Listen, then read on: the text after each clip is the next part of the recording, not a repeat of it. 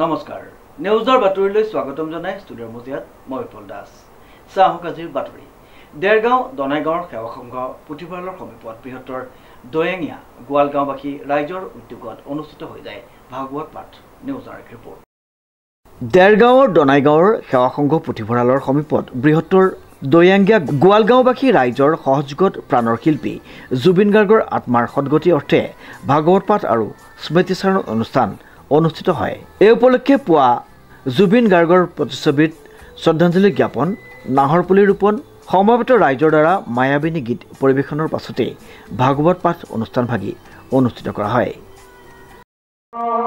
আজি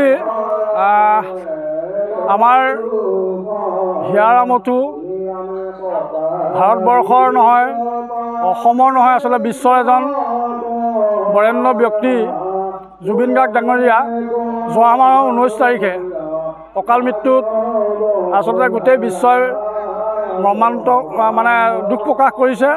আমিও সেই দুখৰ সমভাগী, কাৰণ আমি তেওঁৰ মৃত্যু হোৱাৰ খবৰ পোৱাৰ পৰাই আচলতে আজিৰ তাৰিখলৈকে কোনো মানুহে শান্তিৰে এসাঁজ খাব পৰা নাই, শান্তিৰে শুব পৰা নাই।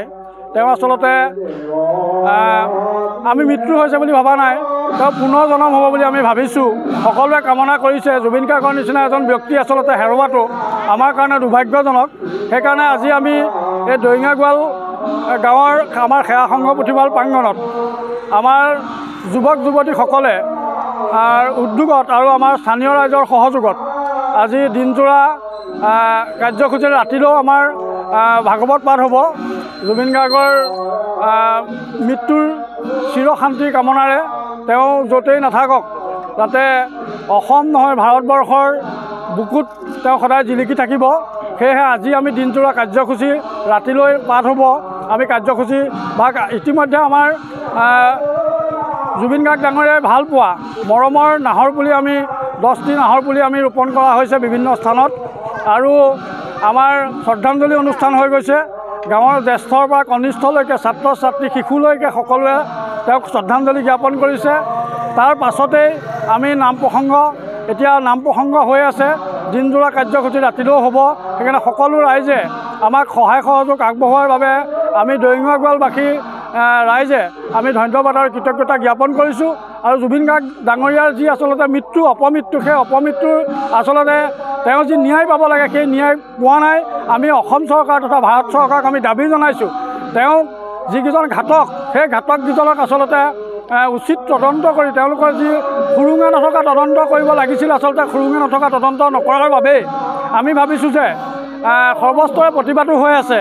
সকলো ৰাইজে কামনা কৰিছে যে জুবিন গাৰ্গৰ যি মৃত্যু সেই মৃত্যু আচলতে কোনেও সহ্য কৰিব পৰা নাই। সেইকাৰণে যিকেইজন কাল্পিত সেই কাল্পিতকেইজনক আচলতে চিনাক্তকৰণ কৰি তেওঁলোকক উচিত শাস্তি প্ৰদান কৰিব লাগে বুলি আমি আজি এই দৈঙা গোলাঘাট জিলাৰ মিছামৰা মৌজাৰ এই দৈঙা গোৱাল গাঁৱৰ পৰা আমি দাবী জনাইছোঁ।